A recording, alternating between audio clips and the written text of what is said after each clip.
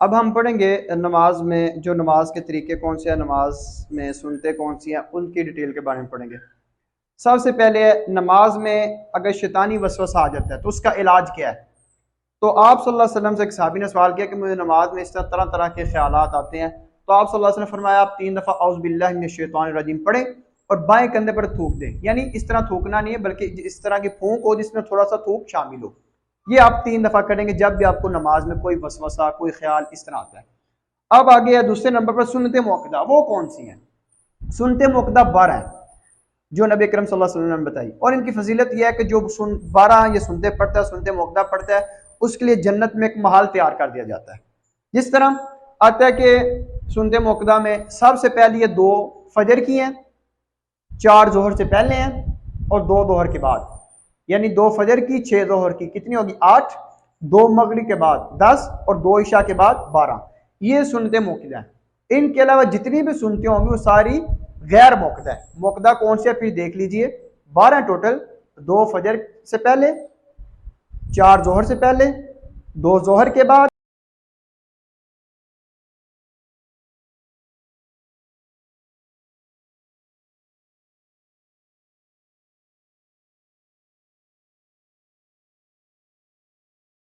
جو ہے قیام اللیل اور قیام رمضان۔ تہجد ایک ہی چیز ہے، قیام اللیل بھی وہی چیز ہے اور قیام رمضان بھی وہی چیز ہے، یعنی ان میں کوئی فرق نہیں ہے، تینوں ایک ہی چیز ہے، ان میں کوئی فرق نہیں ہے۔ کیا ہوگا نہیں پڑھنے کیا پنکھا آف کرنا۔ اب 3 یہ چیزیں ہیں، تہجد، قیام اللیل اور قیام رمضان۔ تہجد میں اور قیام اللیل میں کوئی فرق نہیں ہے، یعنی رات کی نماز تہجد بھی اسے کہا جاتا ہے، اور قیام رمضان میں بھی کوئی فرق نہیں ہے، رمضان میں جو ہم قیام کرتے ہیں جسے ہم نماز تراویح کہتے ہیں، یہ تینوں ایک ہی نام ہے۔ تو ان تینوں کو یہ اس کی رکعات جو ہے وہ حضرت عائشہ بیان کرتی ہیں نبی کرم صلی اللہ علیہ وسلم رمضان اور غیر رمضان میں 8 رکعات پڑھا کرتے تھے، چاہے وہ تہجد ہے، قیام اللیل ہے، قیام رمضان ہے، جو بھی ہے۔ اس کے علاوہ 7 وطر پڑھتے تھے، کبھی 1 وطر، کبھی 3 وطر، کبھی 5، یہ حدیث میں ملتے ہیں۔ اس لیے قیام رمضان، قیام اللیل، تہجد یہ ایک ہی چیز ہے، ان میں کوئی فرق نہیں ہے نا کہ تہجد شاید کوئی اور چیز ہے، قیام رمضان کچھ اور ہے، نماز تراویح کچھ اور ہے، قیام اللیل کچھ اور، یہ سارے ایک ہی نام ہے۔ تو یہ نبی اکرم صلی اللہ علیہ وسلم رمضان میں اور رمضان کے علاوہ بھی 8 رکعات پڑھا کرتے تھے، یہ مجھے یاد کروائیے گا، یہ بھی میں حدیث گروپ میں سینڈ کر دوں گا، آئی تھنک صحیح بخاری میں یہ حدیث موجود ہے۔ اب آگے سفر میں نماز کیسے ہونی چاہیے؟ سفر میں نماز ہے، اس میں سنتیں جو ہے وہ معاف ہیں۔ سفر میں نماز اللہ تعالیٰ نے حکم دیا ہے فَلَيْسَ عَلَيْكُمْ جُنَاحٌ أَن تَقْصُرُوا مِنَ الصَّلَاةِ، یعنی فرمایا جب تم سفر میں ہو تو تم نماز کو قصر کر دو، یعنی نماز کو کم کر دو۔ اب فجر کی نماز اتنی رہے گی، ظہر کی 4 رکعتیں پڑھتے ہیں تو 4 کی بجائے ہم 2 پڑھیں گے، عصر کی 4 پڑھتے ہیں 4 کی بجائے 2 پڑھیں گے، مغرب کی 3 ہے وہ 3 ہی پڑھیں گے، اور عشاء کی 4 ہے 4 کی جگہ ہم 2 پڑھیں گے۔ یہ کب ہم کریں گے؟ جب ہم سفر میں ہوں۔ قصر کا مطلب ہوتا ہے کم کرنا، یہ ہمیں قرآن پاک میں بھی حدیث میں بھی رخصت ملی ہے کہ ہم جب سفر میں ہوں تو ہم نماز کو قصر کر کے مختصر کر کے پڑھیں گے، اور اس میں سنتے بھی معاف ہیں۔ اب اگلا سوال ہے کہ متردد جگہ جو جہاں پہ آپ کو شک ہے، فار ایگزامپل آپ گئے ہیں ایک جگہ 1-2 دن اسٹے کیا، آپ کہتے ہیں میں آج جاتا ہوں، کل جاتا ہوں، ابھی آپ کو کنفرم نہیں میں کب جاتا ہوں، متردد جگہ یہ شک و شبہات میں بھی جاتا ہوں، نکلتا ہوں آج کل اس طرح، تو آپ اس وقت تک نماز قصر ہی پڑھیں گے، چاہے آپ کو 1 مہینہ بھی لگ جائے تو آپ نے نماز وہ قصر ہی پڑھنی ہے جہاں پر متردد جگہ پڑھنی، جہاں پہ آپ کو شک و شبہ کہ میں نے آج نکلنا ہے کل نکلنا ہے، جہاں آپ کو کنفرم نہیں ہے۔ اب آگے قصر نماز کی مدت کتنی ہونی چاہیے، یعنی کتنے دن ہم قصر نماز کر سکتے ہیں؟ اس میں 3 اقوال ہیں، اس میں اختلاف ہے، کچھ کہتے ہیں کہ آپ کسی جگہ گئے ہیں تو 19 دن آپ قصر نماز پڑھیں گے، بعد میں پوری پڑھیں گے، کچھ کہتے ہیں 14 دن، کچھ کہتے ہیں 3، لیکن سب سے راجح جو موقف وہ یہی نکلتا ہے کہ آپ میکسیمم 3 دن ہی آپ وہ قصر نماز کریں، اس کے بعد آپ نماز پوری پڑھیں گے۔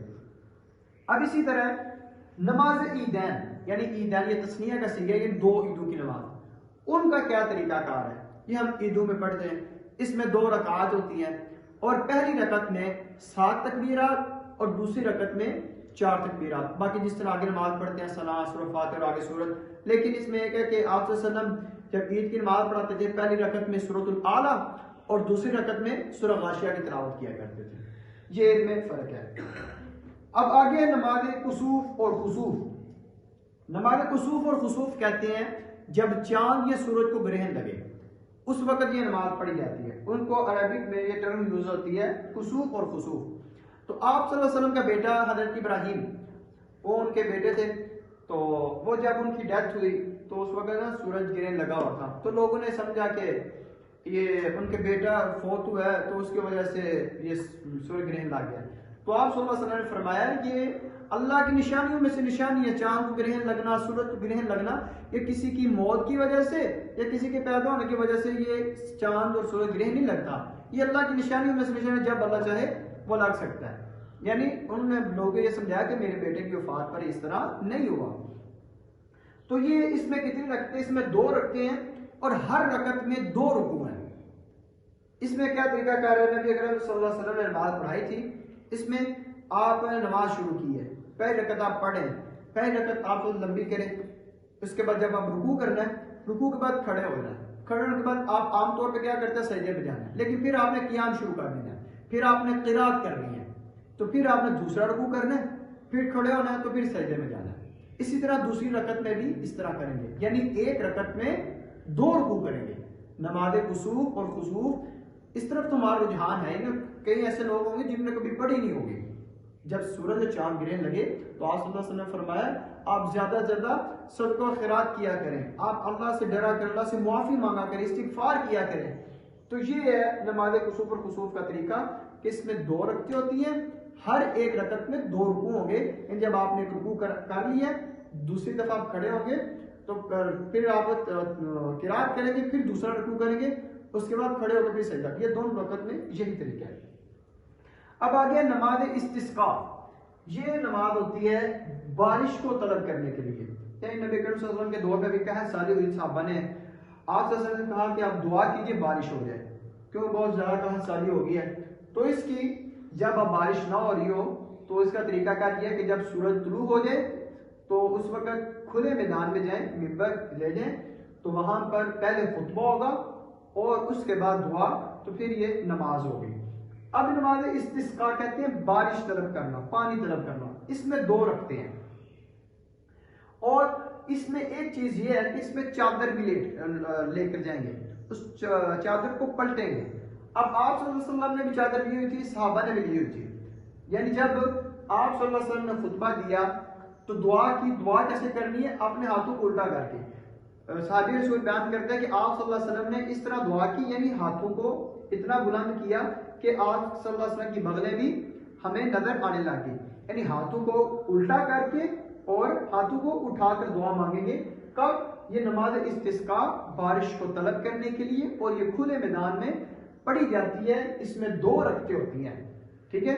یعنی آپ سب سے پہلے طریقہ کیا ہے؟ سب سے پہلے خطبہ ہوگا، دعا ہوگی، تو پھر آپ صلی اللہ علیہ وسلم نے قبلے کی طرف ایسے منہ کیا، آپ نے بھی منہ کرنا ہے، تو پھر آپ نے چادر کو چینج کرنا ہے، یعنی آپ کے ایک کونے کو نیچے والے حصے کو اوپر اور دائیں والے حصے کو بائیں، بائیں والے کو دائیں، یہ آپ نے طریقہ کرنا ہے۔ اس میں چادر پلٹیں گے اور الٹے ہاتھ کا بھی دعا مانگیں گے۔ یہ اس میں 2 اضافی چیزیں ہیں نماز استسقاء میں۔ اگر آپ کو اس کا ریفرنس چاہیے ہو تو یہ بھی انشاءاللہ مل جائے گا، کیونکہ آپ کو اس لیے بتایا جاتا ہے کہ جو چیزیں آپ کی رہ جاتی ہیں آپ بعد میں بھی پوچھ سکتے ہیں۔ اب آگے نماز اشراق، تو چاشت، یہ دونوں ایک ہی ہیں، اس میں یہ فرق ہوتا ہے کہ یہ سورج نکلنے کے فوراً بعد ادا کر دی جاتی ہے، ذرا ٹھہر کے ادا کی جاتی ہے۔ تو اس میں جو حدیث سے ملتی ہیں کتنی رکعات ہے، 2 بھی ثابت ہے، 4 بھی اور 8 بھی، یہ آپ پڑھ سکتے ہیں۔ اور یہ نبی اکرم صلی اللہ علیہ وسلم نے فرمایا، اس کی فضیلت یہ ہے کہ انسان کے 360 جوڑ ہیں، تو جب انسان یہ 2 رکعتیں پڑھ لیتا ہے تو اپنے سارے جسم کے جتنے بھی جوڑ ہیں ان کی طرف سے وہ صدقہ ہو جاتا ہے، یعنی آپ کے جتنے بھی جسم کے جوڑ ہیں، جسم میں موجود ہیں، ان سب کا صدقہ آپ صرف سورج نکلنے کے بعد 2 رکعتیں پڑھیں تو سارے جوڑوں کی طرف سے آپ کا صدقہ ہو جائے گا، سارے جوڑوں کو، یعنی یہ اس کی فضیلت ہے، یہ بھی پڑھنی چاہیے۔ اب آگے نماز استخارہ، یہ کون سی نماز ہے؟ یعنی جب آپ کو اس طرح کا معاملہ پیش ہو کہ آپ اس میں متردد ہوں، شک و شبہات، یہ کام میرے لیے ٹھیک ہو گئے، فار ایگزامپل آپ کو کاروبار شروع کرنے لگے ہیں، آپ اس میں شاید کہ پتہ نہیں ہے میرے لیے اچھا ثابت ہوگا نہیں ثابت ہوگا، تو اس میں استخارہ، نماز استخارہ پڑھنی چاہیے. یہ دن اور رات کے کسی بھی حصے میں پڑھ سکتے ہیں. اس کا طریقہ کیا ہے کہ 2 رکعتیں پڑھیں اور پھر ایک دعا آپ صلی اللہ علیہ وسلم بتائیں اللہم انی استغفرک واستقدرک بقدرتک. یہ ساری دعائیں یہ بھی یاد کروائیے گا. نماز استخارہ کی دعا یہ بھی میں آپ کو گروپ میں سینڈ کر دوں گا. اب اس میں کیا ہے کہ آپ دن اور رات کے کسی حصے میں بھی 2 رکعت پڑھ کے تو وہ جو دعا آپ صلی اللہ علیہ وسلم نے بتائی ہے وہ آپ مانگیں تو اللہ تعالیٰ انشاءاللہ آپ کے لیے جو بہتر ہوگا وہ معاملہ آپ کے لیے واضح ہو جائے گا. اب اس کے لیے سونا ضروری نہیں ہے کہ آپ 2 رکعت پڑھ کے سوئیں تو آپ کی خواب میں آئے گا کہ اس طرح معاملہ بہتر نہیں. یہ آٹومیٹکلی اللہ رب العزت آپ کے لیے واضح کر دیں گے کہ آپ کے لیے کس معاملے میں خیر ہے، کون سا آپ کے لیے معاملہ بہتر ہے. یہ نماز استخارہ ہو گئی. اب آگے نماز تسبیح. نماز تسبیح یہ 4 رکعات ہے اور یہ کم از کم دن میں 1 دفعہ پڑھنی چاہیے، اگر نہیں تو ہفتے میں 1 دفعہ، نہیں تو مہینے میں 1 دفعہ، نہیں تو 1 سال میں 1 دفعہ. اگر یہ بھی نہ ہو سکے تو زندگی میں کم از کم انسان کو 1 دفعہ نماز تسبیح پڑھنی چاہیے. اس میں 4 رکعات ہوتی ہیں اور اس میں ایک اضافی چیز تسبیح نام ہے نا، اس میں تسبیحات پڑھتے ہیں، یعنی سورۃ ثنا پڑھیں، سورۃ فاتحہ پڑھیں گے تو اس کے بعد ہم کوئی سورت نہیں پڑھیں گے بلکہ ہم سبحان اللہ والحمد للہ ولا الہ الا اللہ واللہ اکبر یہ کلمات پڑھیں گے. اب ہر رکعت میں ٹوٹل 4 رکعتیں ہیں اور ہر رکعت میں 75 ٹائمز یعنی 75 دفعہ ہم یہ تسبیحات پڑھیں گے. وہ کیسے دیکھیے، پہلی رکعت میں جب ہم سورہ فاتحہ پڑھی ہے تو ہم کیا پڑھیں گے، 15 دفعہ یہ پڑھیں گے سبحان اللہ والحمد للہ ولا الہ الا اللہ واللہ اکبر 15 دفعہ.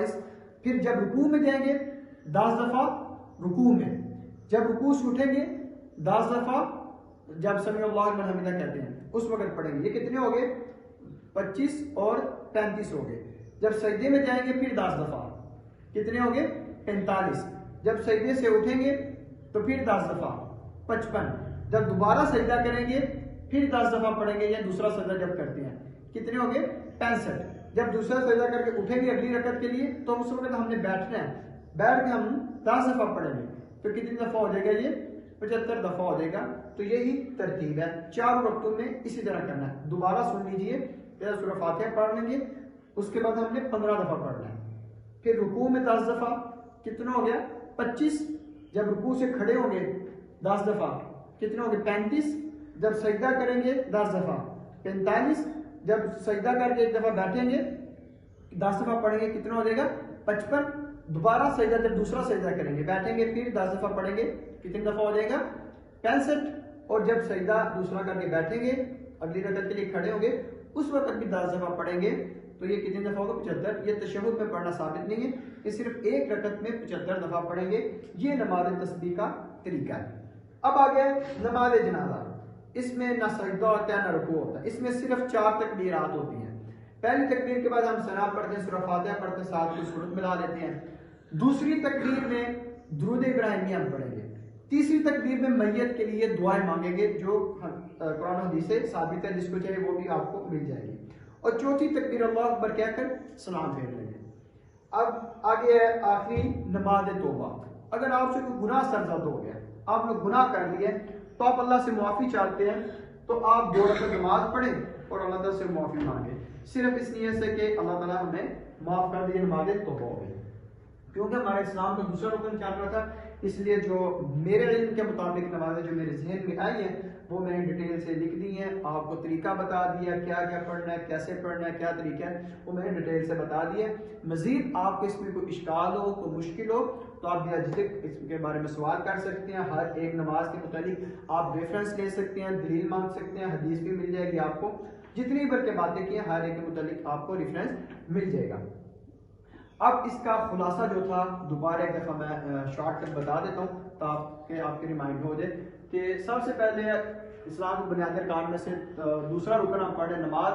اس میں ہم نے 2 چیزیں پڑھی، رکن اور شرط. رکن وہ ہے، ان کی تعریف تو دونوں ایک ہے، یعنی جس چیز میں یہ موجود ہو تو وہ چیز کامل مکمل ہوتی ہے، اور جس چیز میں یہ موجود نہ ہو تو وہ چیز باطل ہو جاتی ہے. رکن اور شرط میں فرق کیا ہے، رکن چیز میں داخل ہوتا ہے اور شرط چیز سے باہر ہوتی ہے. پھر یہ رکن چیز میں داخل ہوتا ہے اور شرط باہر ہوتی ہے، جس طرح نماز کا رکن رکوع ہے، سجدہ ہے، قیام ہے، یہ نماز میں داخل ہے، اور نماز کے لیے شرط کیا ہے؟ وضو، تو وہ وضو نماز سے باہر ہے، پہلے وضو کریں پھر، یہ ان میں فرق ہے۔ اب نماز کے ارکان کون سے ہیں؟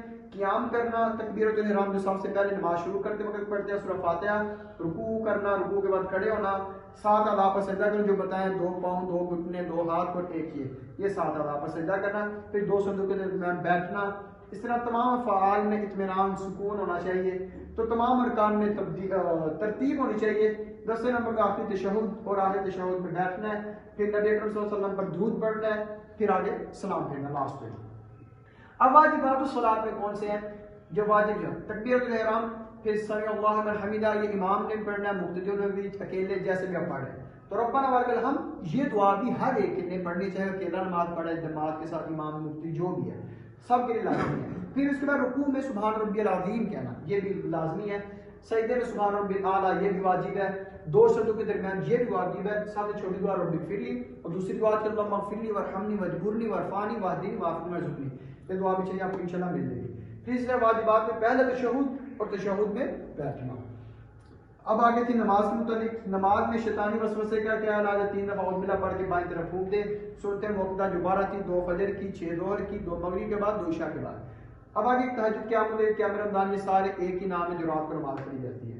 اسی طرح سفر میں نماز یہ قصر پڑھیں گے، ظہر کی 2 پڑھیں گے، عصر کی 2 پڑھیں گے، عشاء کی 2 پڑھیں گے، اور اسی طرح آگے ہے متردد جگہ جہاں پر آپ نے پتہ نہیں کتنے ٹھہرنا ہے، جتنی دیر آپ ٹھہرتے ہیں تو اس حساب سے نماز پڑھیں گے، یعنی 1 مہینہ ہے آپ کو پتہ ہی نہیں کب نکلنا ہے تو اس وقت تک آپ نماز قصر پڑھیں گے۔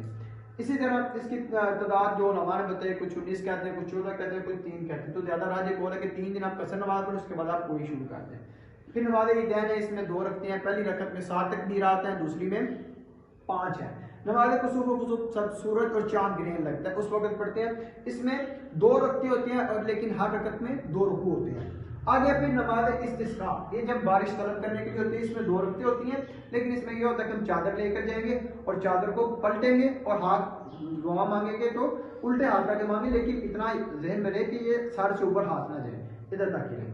اب آگے نماز اشراق، اس کی 2 4 8 رکعات ہیں، یہ پڑھنے سے آپ کے جسم کے جتنے بھی جوڑ ہیں سب کی طرف سے صدقہ ہو جاتا ہے۔ اب نماز استخارہ، جب کسی معاملے میں آپ الجھاؤ کا شکار ہے، ڈاؤٹ ہے، آپ کو پتہ نہیں صحیح ہوگا نہیں ہوگا، اس میں آپ 2 رکعتیں پڑھیں، اس کے بعد دعا مانگیں جو استخارے کی دعا ہے، تو اللہ تعالیٰ جو آپ کے لیے بہتر ہوگا اس کی طرف آپ مائل ہو جائیں گے۔